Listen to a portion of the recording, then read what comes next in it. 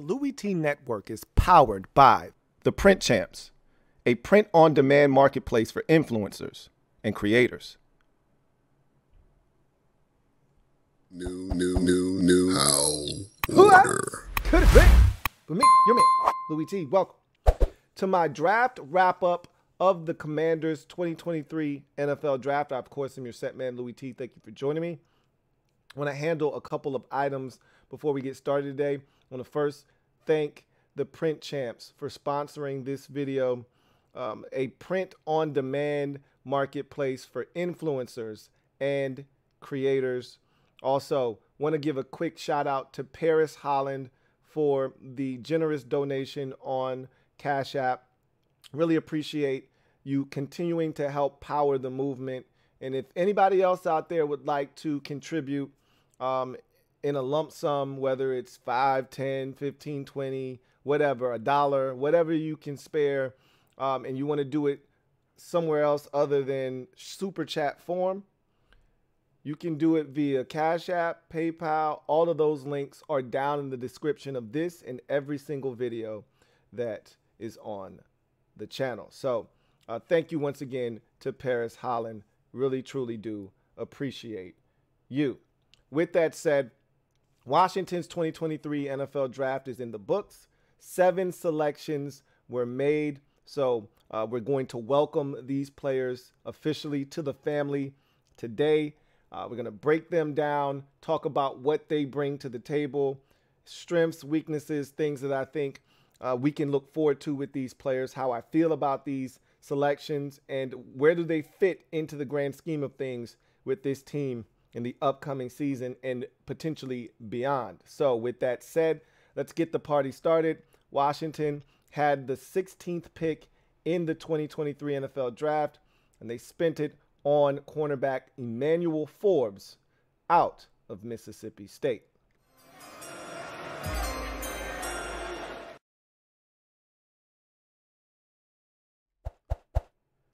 So Emmanuel Forbes is a 6'1" corner, roughly 170 pounds, give or take a few. That's been the polarizing conversation surrounding him, is his weight, his size. If you love the tape, which I don't know how you could not, watching him play, he had some great performances against Kentucky in his career. His standout play, the play that everybody's seen already, the interception on a 4th and 2 wide receiver screen. It's a tunnel screen, and he just jumps in front of it. I don't know if I've ever seen a corner just run in front of a tunnel screen like that and take it to the house. The actual thumbnail that I have of him that you just saw is that exact play of him running that pick 6 into the end zone against Kentucky. It's a phenomenal play. Eric Stokes talked about that particular play during his press conference, and he said he can't remember seeing a guy make a play like that. Those types of plays don't happen very often. And it made him really want to watch more and more of Emmanuel Forbes. Washington made a concerted effort here to get a player that can attack the football. This is an ex-wide receiver in Emmanuel Forbes who has a penchant. I liken him in that regard to Trayvon Diggs, who at Alabama was a receiver, then made the transition over to cornerback. And that's part of the reason why he is so dangerous, because he has a wide receiver background, but playing the cornerback position. So his hands are legit. Same thing with Emmanuel Forbes. And that's why you see the amount of production that you see out of him. Got an aggressive mindset. And a lot of times with receivers that come over to the cornerback position, all they've ever known is attacking the football. That's been their job the entire time. And so when they flip to the other side, they never lose that mentality. They instead take that mentality of attacking the football as an offensive player to the defensive side. And most receivers aren't used to defenders attacking the football as if it's theirs when it is in flight. So you have a distinct advantage when you have that mindset as a corner, and Emmanuel Forbes does. And not only is he aggressive in attacking the football, He's also a guy that plays the game with a reckless abandon that you don't expect from a guy that is 170 pounds. And so when you watch him, the level of physicality that he plays with, it gets you excited. And so this is a guy that, for all intents and purposes, will put his body on the line. They played a ton of pattern matching and zone matching concepts at Mississippi State. So you saw a lot of press and bail. You saw a lot of cover 3, cover 4, him staying on top of the receiver, deeper than the deepest, wider than the widest. And you saw a lot of the things that he'll be asked to do here in Washington, which makes it a great fit for him schematically. Another reason why I think they selected him is because they got to see a lot of the things they'll be asking him to do on film. And so that always helps. A guy like Joey Porter Jr., for instance, he is not adept at playing off coverage. He's not adept at playing a ton of zone. He can, but that's not his forte. That's not his strong suit. He wants to get into the face, delete the airspace from the receiver, get physical, and really disrupt the timing and rhythm of the play at the snap, at the line of scrimmage. And I think something that people don't give Forbes enough credit for is his speed. We're talking about a guy that's fast. This is a 4.3 40 guy. So not only does he have a little bit of length, not only does he have toughness, not only does he have ball skills, but he also has speed. Now, you've had some people question, does he have the true makeup speed? When he gets beat, can he get back into the play? You don't always see that, but you don't see him get beat very often either. Now, there are times, and this is one of the drawbacks, there are times where he gets nosy. And look, you never want to muzzle a playmaker. So you're going to have to take the good with the bad. With Trayvon Diggs in particular, a lot of double moves used on him, a lot of big plays given up, and that's why teams consistently go his way, even though he is a guy that will make you pay if you make a mistake. You're willing to take that risk because there could be gold waiting for you, pay dirt, on the other side of that throw. So you're willing to take that risk because he is very aggressive. And the same can be said for Emmanuel Forbes. You can get him on a double move. You can get him with his eyes in the backfield, keying in on quarterback, or you could get him watching a different route combination unfold in front of him, and he allows his luggage to go up the sideline. And so from time to time, you'll see that. But for the most part, this is a guy that does everything that you want at the cornerback position. I think if he were 15 pounds heavier, he would have been maybe the first corner taken in the draft, if not first, definitely second. We wouldn't be debating him being the second corner, which he ultimately was the second corner taken, but there would have been no debate about it. He would have been the consensus first or second corner in the draft, but instead, there's a conversation because of his size. But if you can get past that, the man started 35 games in the SEC, the toughest conference there is in college football. He played with a level of physicality that you would think would lend itself to him missing a game or two. It never happened. And so he's durable. He's a playmaker. He's physical. He's got speed. He's got length. He's got everything you're looking for except the weight.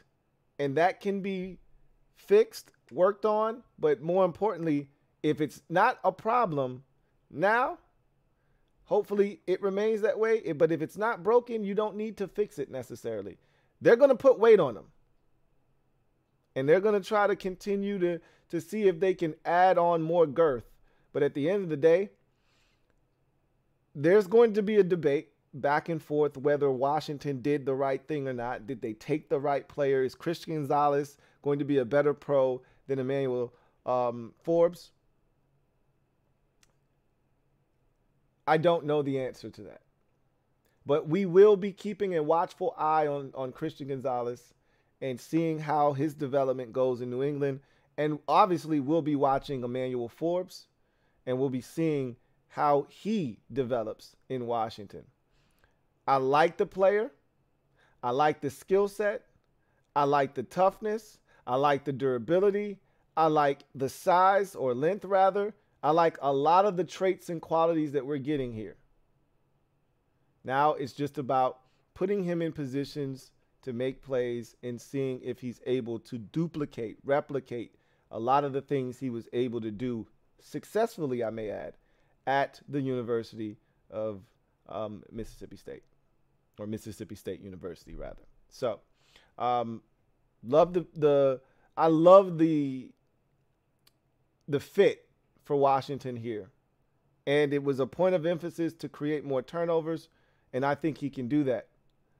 You know, we'll see if he's able to be physical with guys like an A.J. Brown, for instance, who is just physical, right?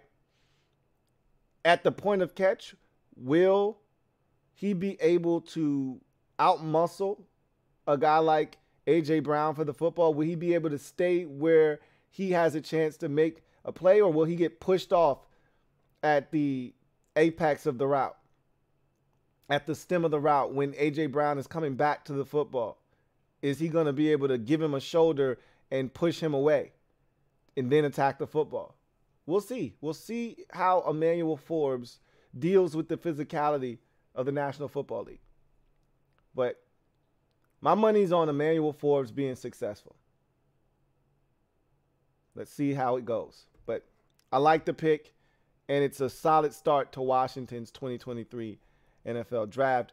As we move on to the second round, Washington stuck with the secondary, attacked the nickel position this time with a selection of Illinois safety Jartavis Martin, a.k.a. Quan Martin.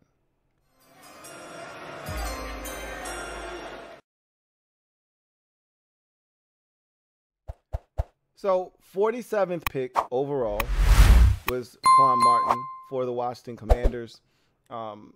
This was a player that we knew Washington was interested in. I had mocked him to Washington in the third round. They took him in the second round.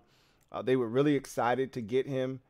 They love the athleticism. I mean, this is a guy that blew up the combine. I mean, ran a 4.46 at the safety position, jumped 44 inches on the vert and 11.1 on the broad. So, I mean, those are insane numbers, okay? So just to give you a, working reference of just how dynamic and explosive he is, those are Byron Jones type numbers. And we know how people received him when he did that at the combine. It pushed him into the first round. Dallas took him at the back end of the first round after those numbers at the combine. Byron Jones went into that whole situation as probably a fringe third to second round pick, a third rounder that was a fringe second. And that combine forced people to turn tape on and ultimately got him drafted in the first round. So Jartavis Martin lit up the combine. All right, Quan Martin lit it up, but the film is equally as impressive as his performance at the combine. It's not one of those situations where guy's a workout warrior and now you have to decipher whether he's just a great athlete or is he actually a football player. The two things mesh here, and you see it on tape. The movement skills, he's silky smooth as an athlete. His ability to stick his foot in the ground, come back downhill, attack the football, that click and close that you look for at the cornerback position, which he's actually played some corner, played nickel. So I'm talking outside corner, played the nickel, also play safety, single high, split safety, could take a half of the field away. You see that a lot on tape with him. Again, remarkable in the slot, very physical, with the receiver, also very physical in the run game, will come up and hit you, also can be used as a blitzer. He's a multifaceted football player that is essentially, for all intents and purposes, a Swiss Army knife. And I think that's the thing that attracted him to Washington the most. Obviously, last year was tough when we did not have Cam Curl in the lineup. It forced Washington to have to make some adjustments. Also, moving Benjamin St-Juste out to the boundary freed up a slot position that we never really filled the remainder of the year successfully, at least. Rashad Wildgoose tried and failed, and Bobby McCain did the same. So This is a big get for Washington. Now, some people might be disappointed that they didn't trade up a couple of spots to get by Brian Branch. Washington was sold on Quan Martin's athleticism. All right, his ability to run, his ability to be able to do multiple things. I think Branch is more of a nickel that is box restricted. I don't think Brian Branch is a guy you necessarily want playing single high free safety. I think he can play a split safety situation and take half of the field with ease.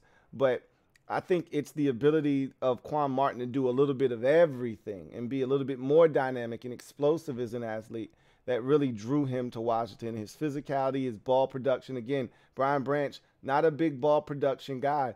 Quan Martin had 7 career interceptions, including 3 this past year at Illinois, was a part of the best scoring defense in the nation for the Fighting Illini. So there was a lot to like with Quan Martin, and I think they were attracted to all of the things he can bring them on the football field because they love their versatility. And the more versatile defenders that you have on the field, the more you're able to do as a defensive coordinator. So it gives Jack Del Rio maybe some options to be able to be a little bit more aggressive because we're adding more speed to this defense, specifically in the secondary. You added a 4-3 corner in Emmanuel Forbes Jr. in the first round. Now you're adding a 4-4-6 athlete at the safety / nickel position. And so with Derek Forrest's speed, he's a 4-3 guy.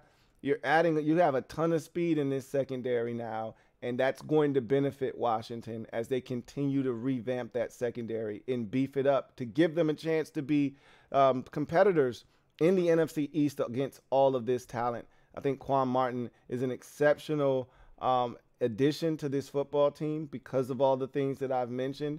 I think one of the things he's going to have to clean up at the next level is he's very handsy as a nickel down the field. You can get away with a little bit of that at the collegiate level, but I think, once you get to that 7 to 10 yard range, he likes to put his hands on that receiver and engage him.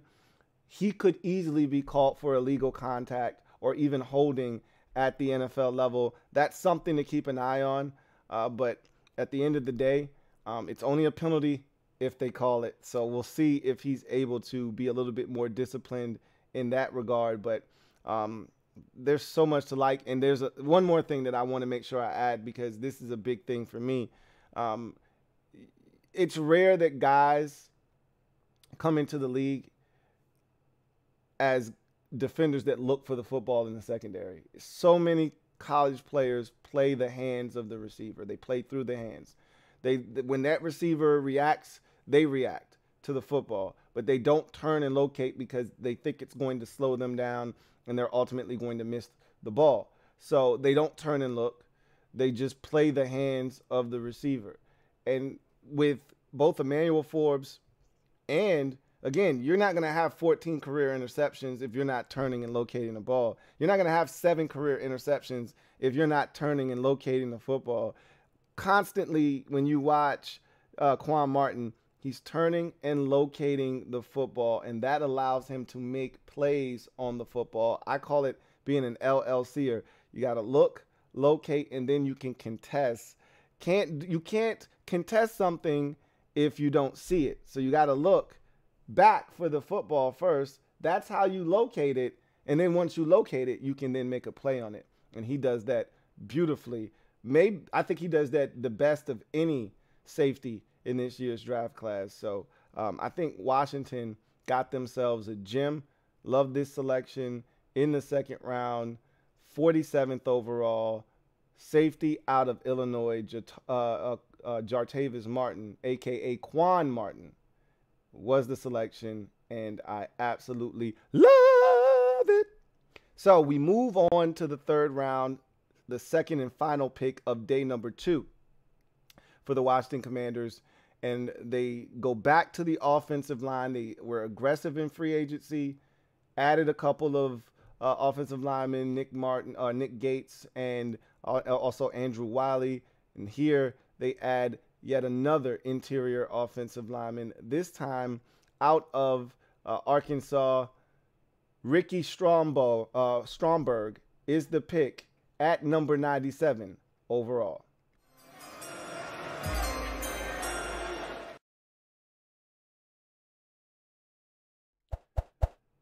So the Commanders add more interior offensive line depth and help here with the selection of Ricky Stromberg, 97th overall, out of Arkansas. Played in the SEC, started for essentially 4 years. So again, another durable player, playing a ton of football in the SEC. I think that's something you're going to see that's a theme of this draft, is that they're getting players who've played a lot of football, guys that they know are capable of doing it, capable of staying healthy, and capable of playing at a high level against elite competition. So that Ricky Stromberg checks all of those boxes, playing in the SEC for 4 years. And I've stated this already, felt like he got better and better as his career progressed. You know, watched him in 2021, saw some good things, also saw him get his ass kicked at times. All right. But then 2022, there was less of that, more of him being consistent and a consistent winner. Some of the things that I think he's got above average movement skills. He's not an elite athlete, but I think he's a sneaky good athlete. I think he's very capable of getting the job done as an athlete, climbing to the second level, getting to those tough reach blocks, because he takes really good angles, which is the next place I was going to go. Takes tremendous angles. And to me, when you're not an exceptional athlete, when you're not, Jason Kelsey, when you're not Creed Humphrey, you have to take exceptional angles. You should be doing that anyway, but it is even more imperative when you're a step slower, because these athletes across from you are capable of wrecking a play if you can't get to them first and beat them to the spot. And so you see that a ton with Ricky Stromberg. He's able to get to these reach blocks. He's able to get to the second level defender and cut them off, taking proper angles. And so that's, to me, one of his greatest strengths, is the ability to do that. He's got some good length for the center position. Normally, centers don't have longer arms. He's got 33-inch arms, so that length is going to help him. I think he does a good job on combo blocks, coming off those combo blocks, getting to the second level, walling off defenders, and creating a barrier between the ball carrier and the defender. Another thing that I think he does really well, snap the ball and gets to a set position. Also thinks he throws a pretty solid punch, and is able to reset his hands and be ready to fire yet again. Some of the things that you notice that he can be a little bit better at, one is functional strength. I think he can get a little bit stronger. He's not the heaviest guy in the world, and I think his weight is fine. I just think he needs to be functionally stronger. You see guys being able to kind of push him back a little bit. Rarely do they get him all the way back to the quarterback, but he does give a little bit of ground before finally anchoring down and stopping that rush. So you see that. I think he does a good job of passing twists and stunts off, being able to catch those blockers, or defenders rather, and kind of keep the integrity of the pocket. So there's a lot to like with Ricky Stromberg. Sometimes quickness will get him, off the snap. And you saw that from time to time, especially against Georgia in 2021. But again, cleaned up a lot of those things in 2022. So I'm anxious to see what they do with him, because he's got a background that he was able to play the guard position early in his career before really manning the pivot position and never relinquishing that crown for the Arkansas Razorbacks. So for me, he's a center. I don't see him being, a guard. Clearly, he can play guard, and we've seen this happen in the NFL with many players. One that was just here, Wes Schweitzer, came into the league as a center, right? And then he was immediately moved to guard, essentially, and stayed there pretty much. And then when he had to go back to center because he could do both, he wasn't as comfortable there because he had been playing guard for so long. I think this is a situation where Ricky Stromberg is a center, and they've got to make a decision on whether to keep him there and just have him in a backup role, because I think they're going to start Nick Gates at center. I honestly believe that right now, but we'll see. Gates can also play guard, and so they may be comfortable with moving Gates to guard, but Gates came here with the idea of playing center. And he said that's his most natural position. He likes to be in control, wants to be able to set the protection, make the calls. So I think Stromberg, and he's already said, I'll do anything they ask me to do. He's just ready to go. And so he was fired up. And if they ask him to play guard, he'll play guard. But I think he would prefer to play center. I would prefer to see him at center. So it's going to be interesting to see where the fit is for him. But what we've effectively done is we've gotten better on the interior of the offensive line, with the addition of Gates and Wiley and Stromberg and the next selection that we're going to talk about. All of these guys have come in, and they're going to help fortify what was a weakness last year for Washington on the interior specifically of the offensive line. And it's a good thing because Dallas's first-round pick is a defensive tackle. The Eagles' first-round pick was a defensive tackle. And so these teams in the division are beefing up their fronts, trying to be more aggressive and stout at the point of attack. We have to match force with force.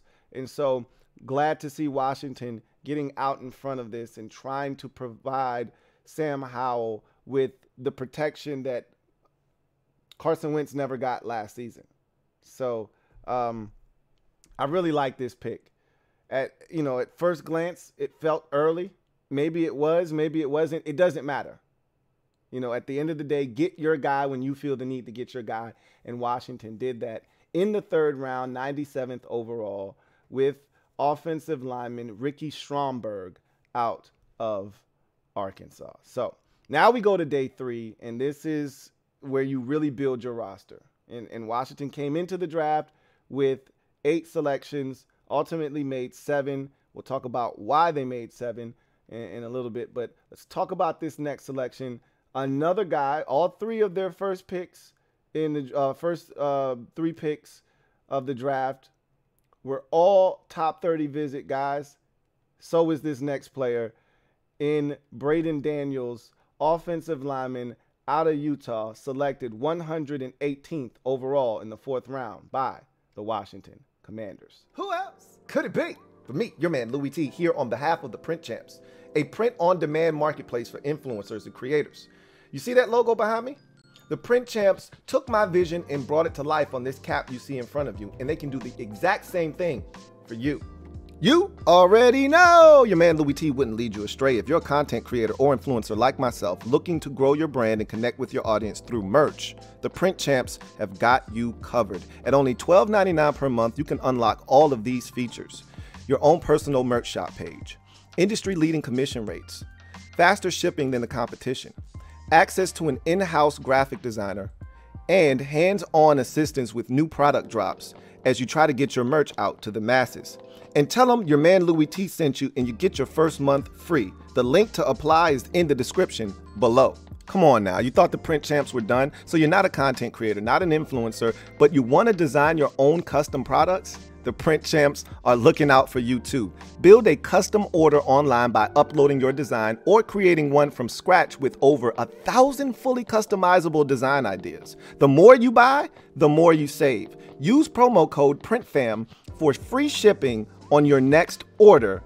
The link to the design suite is in the description as well. So whether you're a content creator, influencer, or just someone with an idea, there's only one name you need to know: the Print Champs, a print-on-demand marketplace for influencers and creators.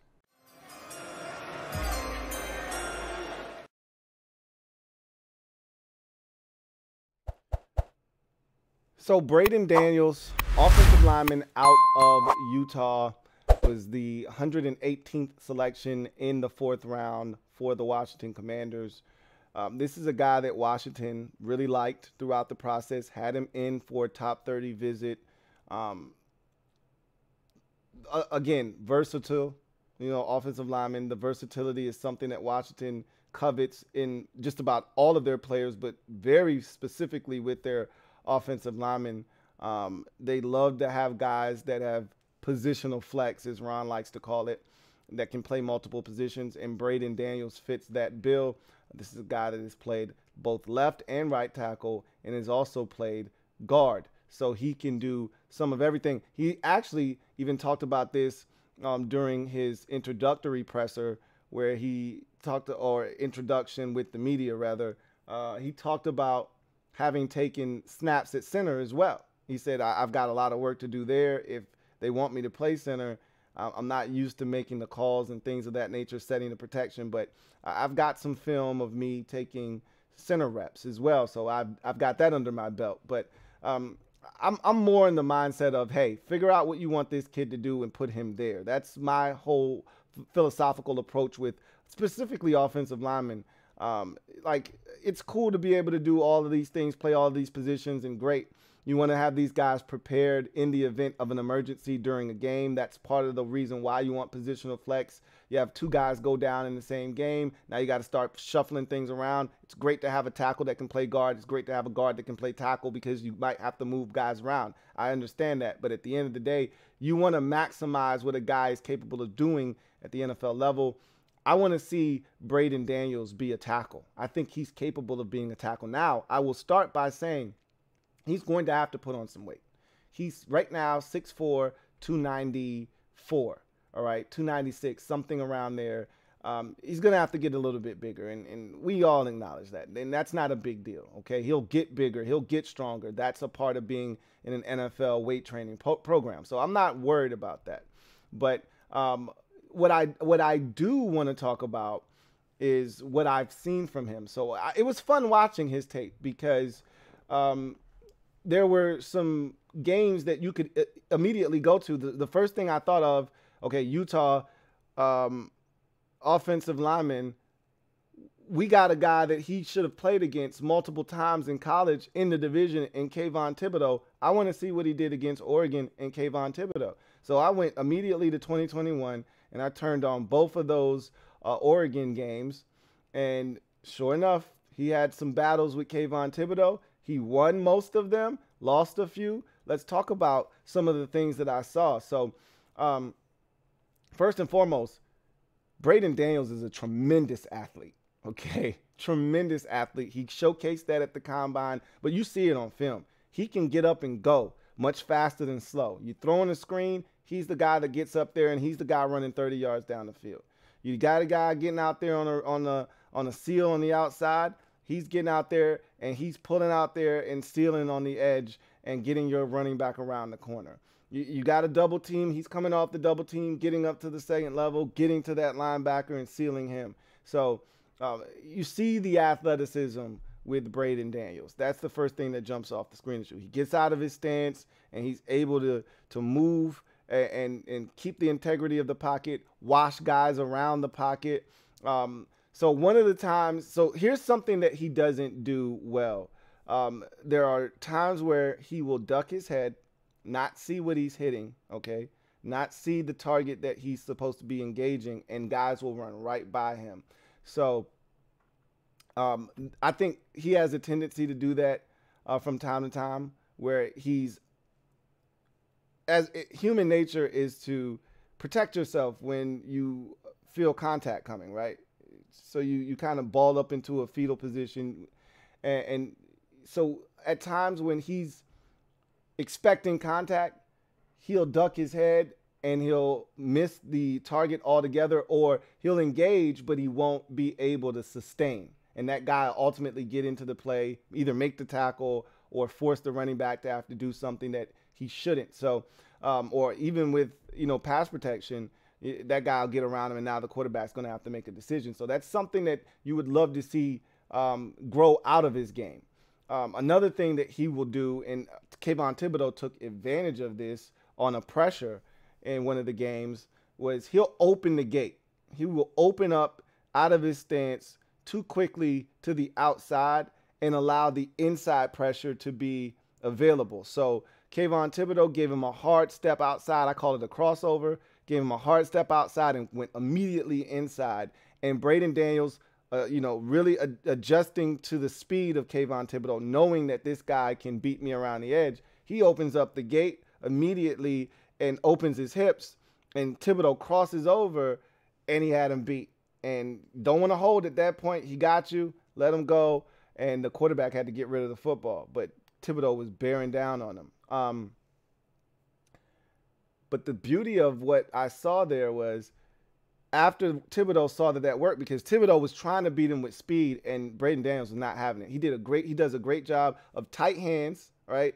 And punching and then reloading, all right? Punch, reload, get back into that position to be able to reestablish your hands if need be. He does a great job of punching. So he was able to ride him around the pocket, wash him around.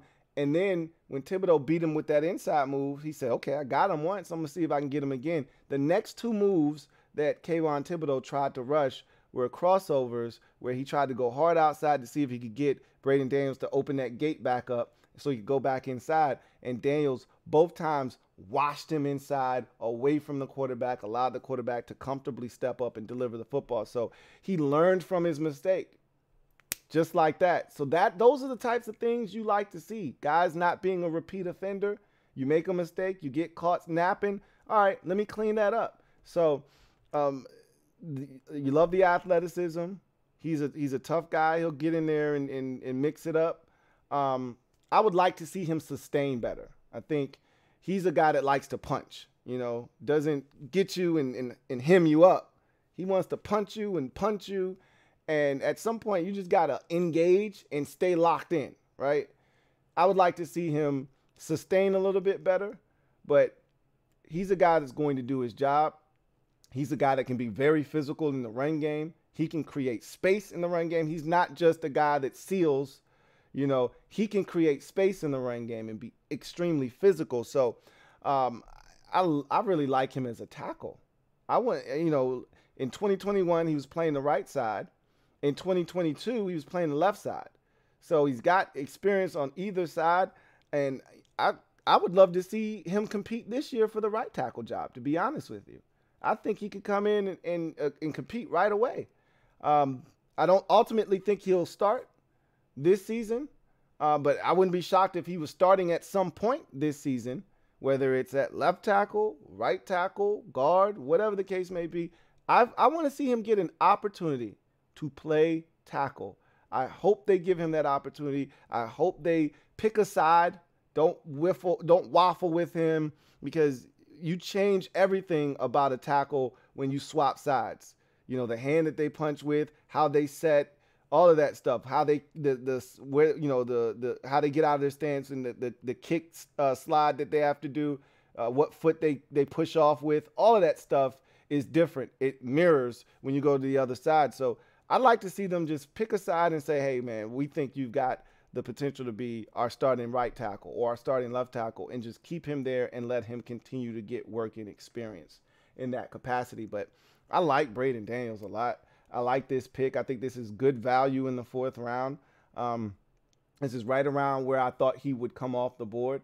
And I think they got themselves a football player that not only may be able to help them this year immediately, but definitely with Charles Leno being a guy that I think is probably playing his last year in Washington, I think Braden Daniels may be able to step in and play left tackle next year. If not this year, we'll see what happens. You never know. But I'd love to see him get an opportunity. Really like this pick. And I think our offensive line coach, Travell Wharton, who I think does a tremendous job, I think he's going to have a lot to work with here with Braden Daniels. So really like that selection. I like this next one just as much. 5th round, Washington made a trade up into the 2nd pick of the 5th round, packaged up a couple of picks to make this happen. And they went and got themselves a defensive end, an edge rusher out of Clemson, in KJ Henry.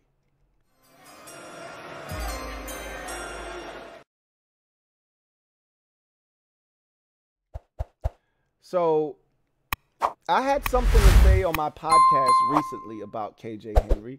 I was talking about Miles Murphy, his teammate, and I was talking about all of the traits and qualities you look for in a dynamic edge rusher. And I was very candid about Miles Murphy and KJ Henry. And here's what I had to say. Take a listen. And if you're looking for a discount on a Miles Murphy, then just draft his teammate, KJ Henry. He ran a 4.45 short shuttle. That's not good, by the way. And a 4.74 or 7.47 three cone. Again, not good. Neither one of those scream elite. But to me, he's not an elite edge rusher. He's a rotational depth guy. So he's not your starter. But the first guy off the bench is KJ Henry. And in limited snaps, I think KJ Henry can get to the quarterback. So he'll never be the 12.5, 13 sack guy because he's not playing enough snaps. At least not in my defense, he wouldn't. But he can be a 5.5 sack dude that's coming off the bench in relief of my starters. And that's what you're looking for from the dude off the bench is 5.5 sacks, 4.5 sacks. That's what I think KJ Henry is. But again, those numbers that you see from him, 4.45 short shuttle, 7.47, those are not ideal numbers for an elite edge rusher. So anyway, just wanted to throw that out there for you guys. So let's discuss this pick with KJ Henry out of Clemson, 6'4", 251 pounds or so. Long arms, over 33 inches in that department. So, there's something to like there. Got some length. Plays with a lot of shock and awe in his hands. Very violent hands. Does a great job of latching and snatching. That's one of my favorite moves for guys with longer limbs is to extend those arms, get a piece of cloth, grab it, shake violently, and then pull yourself and thrust yourself towards your target. He has that in his Rolodex. So I made a comment about KJ Henry, and I said, if you're looking for a discount on Miles Murphy, just get his teammate. I said that then. I mean it. I meant it then. And I feel even better about that comment now, having watched KJ Henry prior to the draft and having watched Miles Murphy. I saw KJ Henry, and I said, I really like this guy. And the numbers don't jump out at you, okay? With KJ Henry, doesn't have a 8 or 10 sack season in his career at all. And so didn't test well. This is why he's here in the 5th round. He athletically not going to knock your socks off. I just talked about that, okay? Doesn't pass the athletic test when you look at the numbers. When I look at specific numbers, 10-second split, look at the 3 cone and the short shuttle, he didn't check any of those boxes, okay?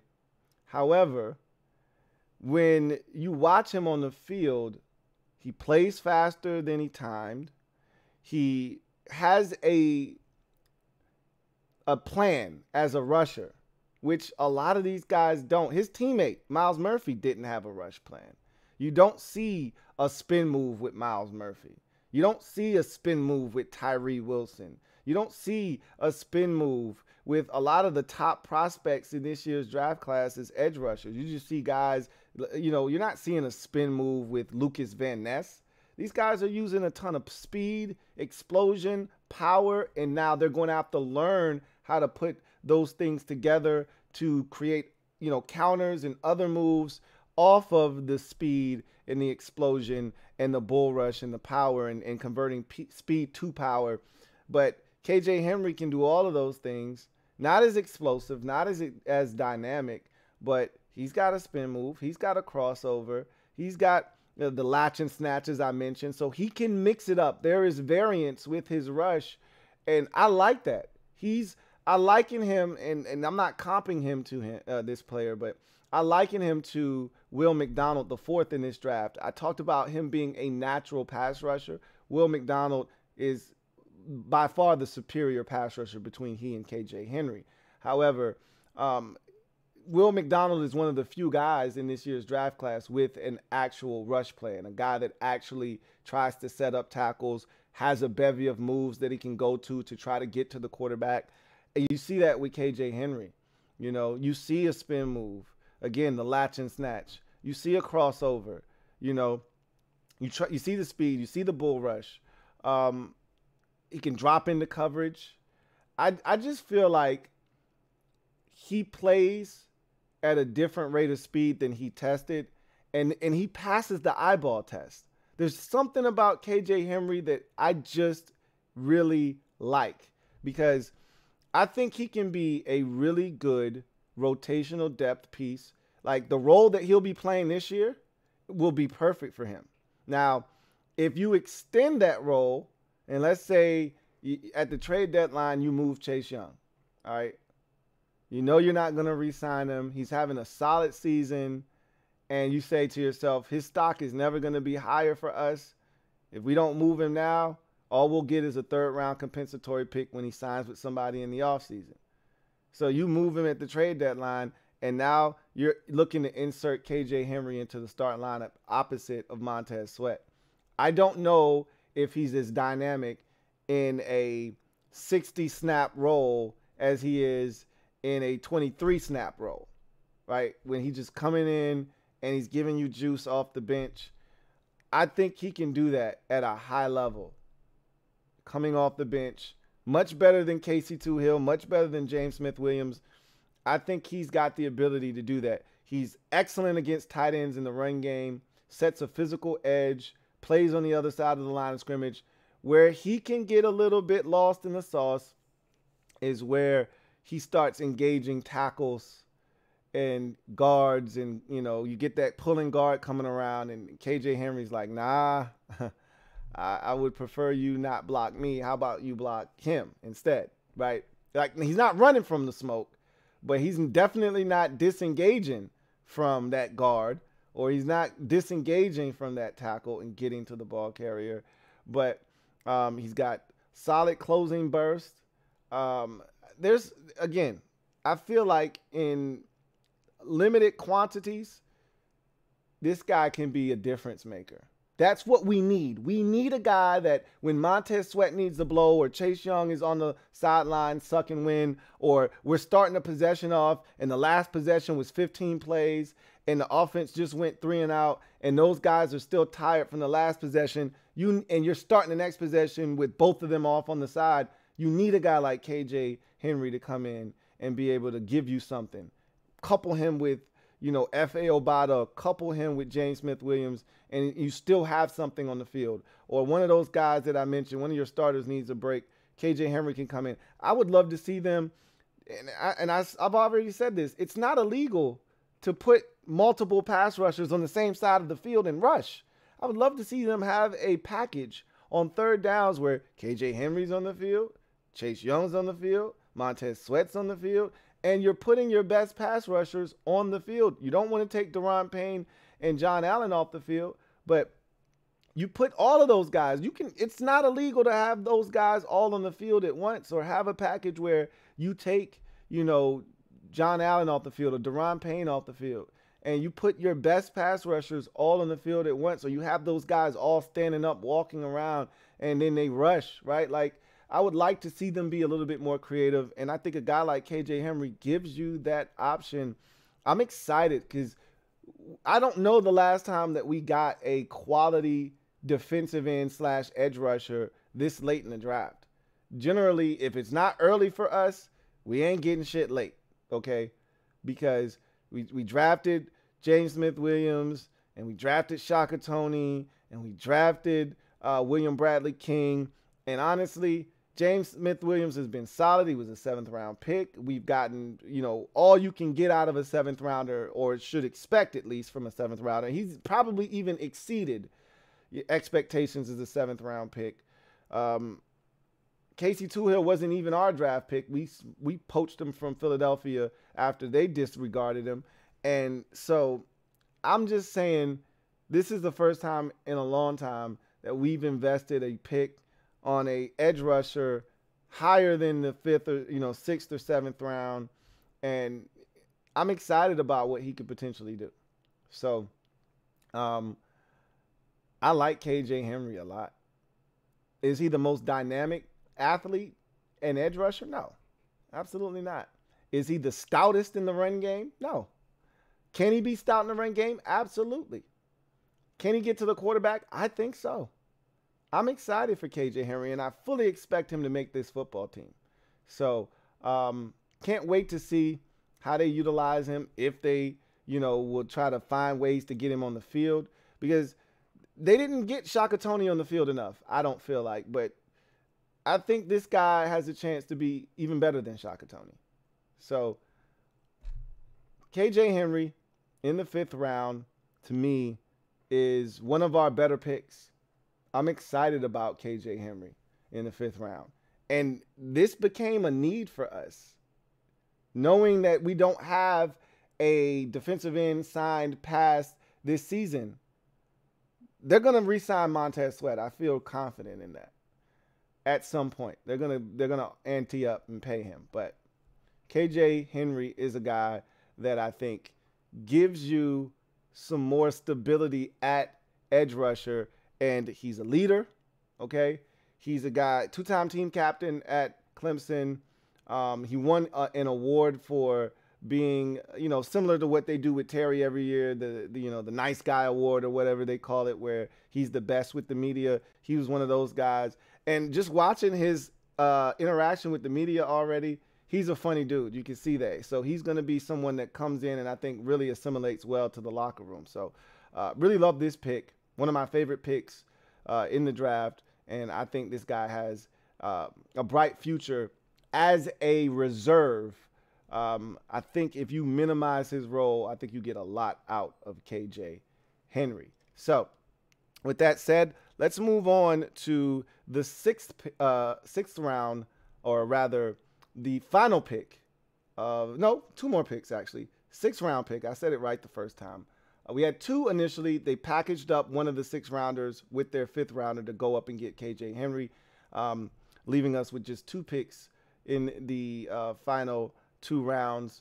The first of which was in the 6th round, running back out of Kentucky, Chris Rodriguez Jr. And if you're looking for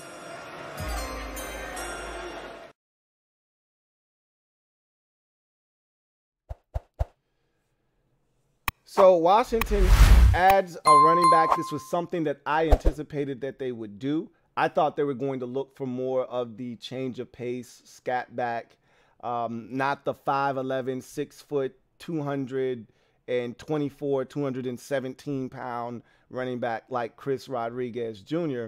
But that's exactly what they went after. A big, bruising, physical back that runs in between the tackles. Showcased a little bit more speed than people anticipated at his pro day. Most people were expecting him to run in the 4.6s. He ran, by some accounts, and this is why pro days can be a little bit, goofy when it comes to 40 times. The span of the range, rather, that people had him from was from 4.45 to 4.53. So use your imagination. I always like to split the difference when the range is that wide, okay? If you're telling me somebody had it at a 4.45 and somebody else had it at a 4.53, let's just call it a 4.49 and leave it there, right? So whatever the case may be, that's a lot faster than what you see on tape with him. And there are times where he looks like he's shot out of a cannon, but he doesn't pull away. He doesn't run away from people. That's not his thing, okay? What he is adept at is finishing through contact, getting yards after contact, all right, falling forward after contact. That's what he does best. Great vision, good patience, sets up blocks, and then explodes. The old running back adage is slow to, explode through the hole, right? So slow to it, explode through it. And that's what you want to do.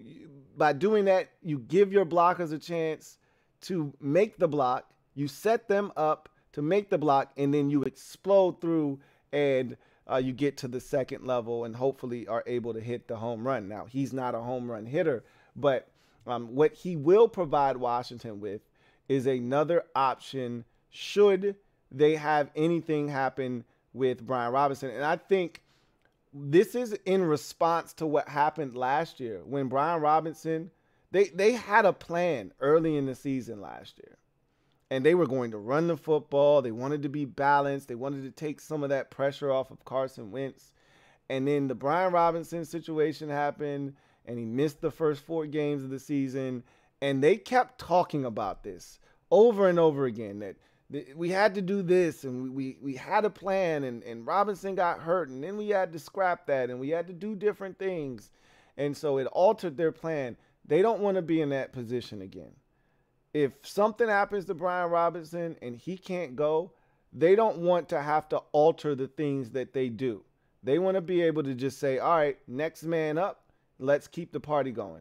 And so with Antonio Gibson now playing more of that J.D. McKissick role, more of that third down back, more of the guy catching it out of the backfield, running routes, doing the things that McKissick used to do for this offense, they want to keep him in that role. And so if something happens to Brian Robinson, they don't want to elevate, Antonio Gibson. They want to leave him where he is, and they want to be able to elevate someone else. And that someone else will be Chris Rodriguez Jr. So I think it's a really good fit. Some of the things that you see from him, he's a guy that needs a bit of a runway. So if he doesn't get his feet going, if somebody gets to him in the backfield, he's not a make-you-miss guy. He's not, sometimes you got to be your own blocker. That's not Chris Rodriguez Jr. He's not going to be his own blocker. He's not going to make somebody miss. Unblocked defender in the hole, that guy's probably going to tackle Chris Rodriguez Jr. He's not going to have a quick jump cut to avoid instant pressure into the backfield and somebody penetrating into the backfield. He's probably going to get tackled for a loss, right? So you've got to give him an opportunity to get to the line of scrimmage with a head of steam. Now he becomes a problem. Once he builds up that head of steam, which is why he needs a bit of a runway, he becomes problematic. This is a guy that averaged over 6 yards a carry multiple years at Kentucky.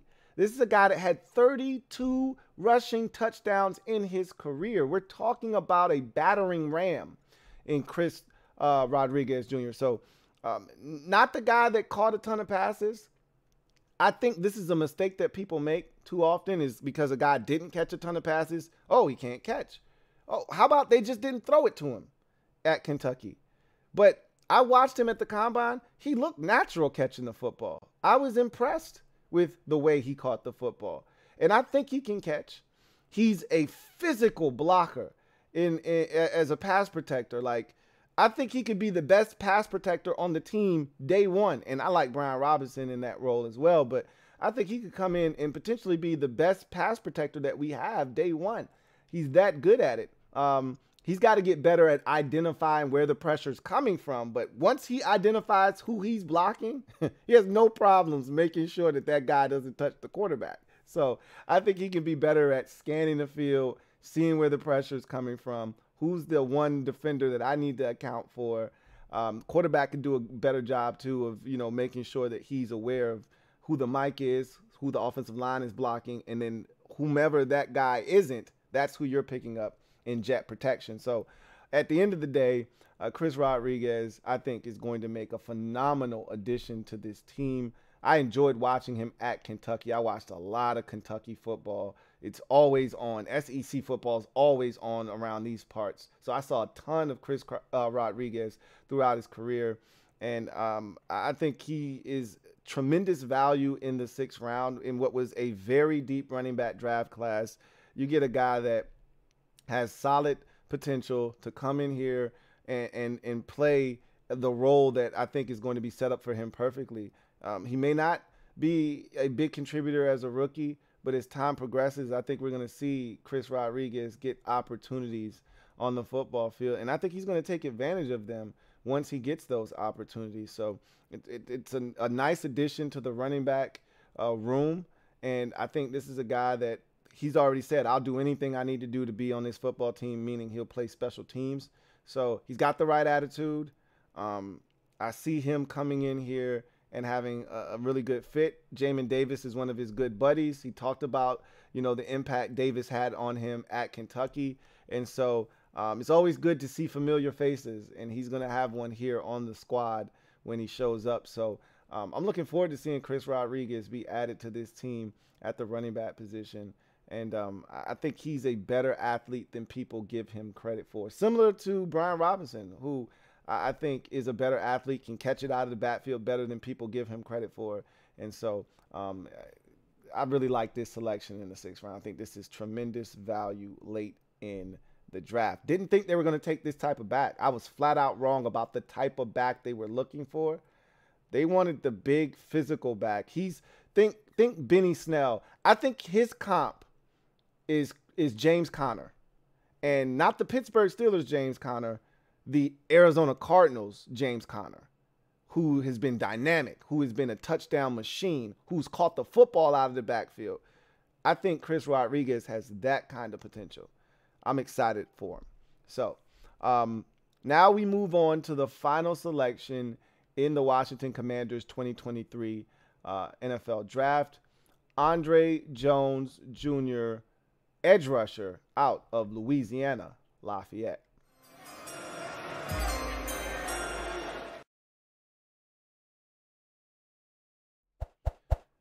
So I'm going to be frank and upfront with you of all the picks, and it's the 7th rounder, so I'm not telling you anything that you don't already know. This is the pick that I really don't have too much excitement or enthusiasm for.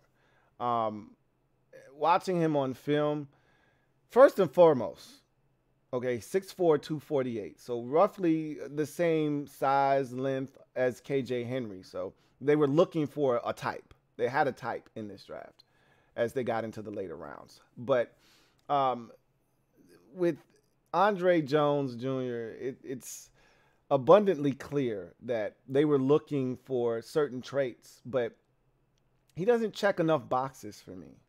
He's not overly explosive. He's got super long arms. He's got almost 34-inch arms. So I think that was something that they really liked with him. But it's not super explosive. He's not dynamic. He doesn't really offer you many, moves in terms of variety. So you're not really getting that there. I was like, okay, so when I think of 7th round picks, I'm thinking about traits. I'm thinking about a guy that's super explosive, which is why I was so big on, Mohamed Diabate in my mock draft, because he's explosive.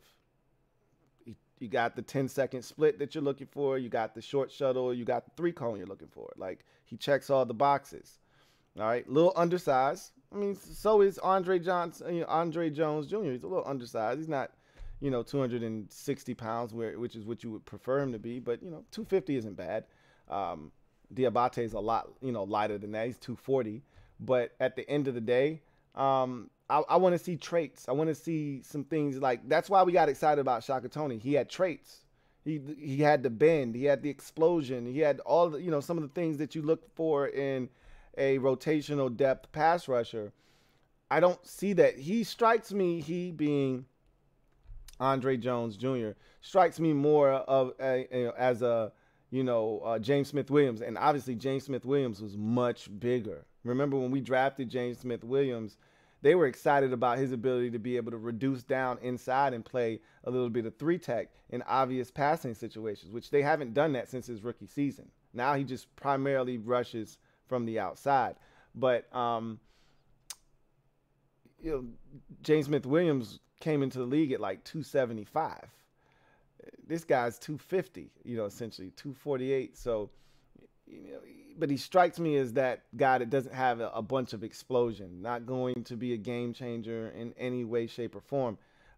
He can use his length to be physical in the run game, and use his length to disengage and get to the ball carrier. You see him do that very well. But again, what I'm looking for in the 7th round is a developmental guy. Andre Jones Jr. is 25 years old, and he went to college for 6 years. 6 years. So he was a big beneficiary of COVID because a lot of guys got multiple years of eligibility out of that COVID season. He was one of those guys that took full advantage of that opportunity. His first year of college football was 2017. Let that shit sink in. He went to college in 2017. And he's now coming to the NFL in 2023. So I don't really think he is a developmental prospect. He's been playing football for a very long time in college. Okay? So not that he can't change his stripes at the NFL level, but I don't see the traits that I'm looking for, the explosion, the dynamic ability, even if he didn't have a rush plan, but he was explosive as all get out, then I'm like, hell yeah, we can figure out the rest of this shit. But this guy's got some ability to him. He's got some twitch to him. Nah, he doesn't have any of that. He's just got length and a motor. That's pretty much it. So I'm not overly excited about him. I don't think he's going to make the team. Of all the draft picks, I think he's the one guy that will not make the football team. I think the other 6 guys are going to make the team. So I think Andre Jones Jr. is a developmental guy that they will stash away on the practice squad. They will give him an opportunity to learn, to see if he can develop well enough on the practice squad that when these guys depart next year potentially, Casey Toohill, James Smith-Williams, Shaka Toney may or may not return from that indefinite suspension next year. Chase Young may not be back next year. When all of this hits the fan, F.A. Obata is on a 1-year deal. He may not return. They want to know, will he be ready next year to step in and potentially be the new James Smith-Williams or the new Casey Toohill or the new F.A. Obata? Will he be ready to do that next year? I think that's what this pick is all about, is to see if he can develop, maybe put on a little bit of weight, maybe, develop some healthy habits as an edge rusher that they can work with moving forward. I just don't see it personally, but I've been wrong before. I'll be wrong again, but this is the one pick that I didn't necessarily love. But again, you're in the 7th round in a draft that we didn't think was overly deep to begin with. So once you get into the 6th and the 7th round, good luck. You're going to need it. That's why I was so excited about the Chris Rodriguez pick, because I thought you got great value late in a draft that wasn't supposed to have a ton of stuff waiting for you on the back end. So I'm not really the biggest fan of Andre Jones Jr. pick, but what were you going to do? I mean, there were no quarterbacks probably available that you really loved at that point. I don't think there were any linebackers that were available that you loved. They could have taken Kyle Soley if they really, truly wanted him. He ended up being undrafted and signed with Arizona, I was told. So at the end of the day, they took a guy with some traits that they liked. I don't love those traits. And so we'll see what he's able to do. But even when you watch his highlights, because sometimes I watch tape on guys and it's unfulfilling. You're like, okay, maybe I watched the wrong games, right? Because I try to go out of my way to find the games. Like, for instance, he had a game against Marshall, so I went and watched that game where he had a sack and he had another tackle for loss. So I'm like, okay, he had 2 tackles for loss in that game. I need to go watch this game. He had a game against Rice where he had a pick. So I was like, I need to go watch this game against Rice. He had a game against Georgia Southern where he had 2.5 tackles for loss, with one of them being a sack. So I was like, okay, I need to go watch this game. And you walk away from all of those games saying, I still don't have a good feel for why they felt like you were the right selection in the 7th round. I still don't see it. So then you go, okay, last ditch, resort, last ditch effort here. The last resort for me, I try to stay away from highlights. I don't watch highlights generally on prospects. That's just my thing. I know a lot of people who love to watch highlights. Even, scouts, that's the first thing they usually do is turn on your highlights. Because if that's not jumping off the page, then shit, I don't know what to do. I don't know what to tell you if your highlights aren't popping. So I turn on the highlights and I'm like, okay, please show me something. And I watch the highlights and it's all the plays that I just watched in those games, right? So I've already seen these plays and they were ho-humish. And then it's a bunch of plays of him stopping the run, 2, 3 yards, 4 yards down the field. And I'm like, that's the best you got for me, man. They're like, yeah, I mean, what you want me to do?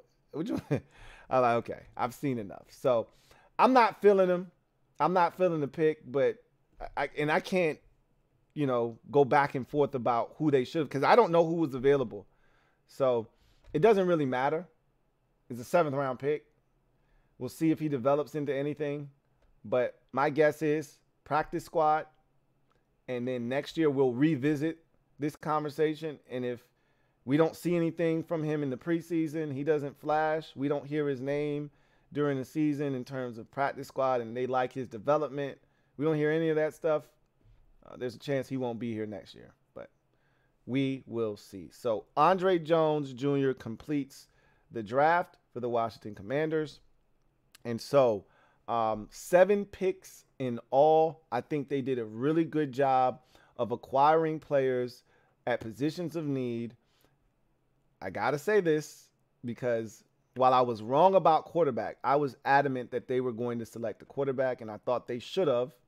They didn't, but I was told that one of the undrafted free agents that they signed was the Bryce kid from App State, who I actually watched quite a few games of, and I think he's really solid. I actually like him as a developmental prospect. So if that is in fact the case, he is in Washington. That's a good move there by the Commanders. That said, I was wrong about quarterback, but I was right about us not taking a linebacker in the draft, and I know a lot of you wanted them to take a linebacker, and I told you guys specifically, do not hold your breath. This regime has shown us time and time again that, one, the linebacker position is not as important in their defensive scheme. 2, they felt really good about the Cody Barton signing, felt like they got themselves a starter. And 3, they are looking at the linebacker position and saying, hey, we got this. We can figure it out. We don't really need to do anything over the top. We already invested in Jamin Davis. We already went out and got Cody Barton. We're fine. We got some stuff. So I figured they would pass on the tight end position. They did. I figured they would pass on the linebacker position, and they did. So all in all, you scored a couple of guys in the secondary, which was a need going into the draft. You scored a couple of offensive linemen, which was a need going into the draft.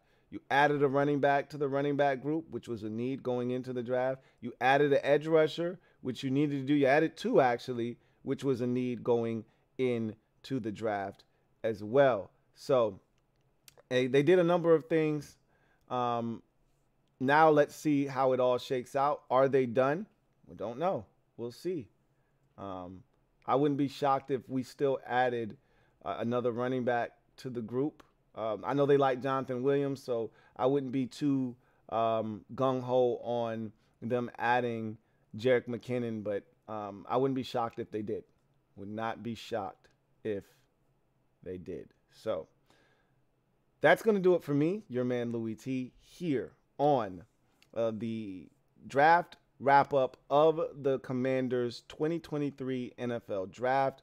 I once again want to thank the Print Champs for sponsoring this video, a print-on-demand marketplace for influencers and creators. With that said, I'm going to glide to the side.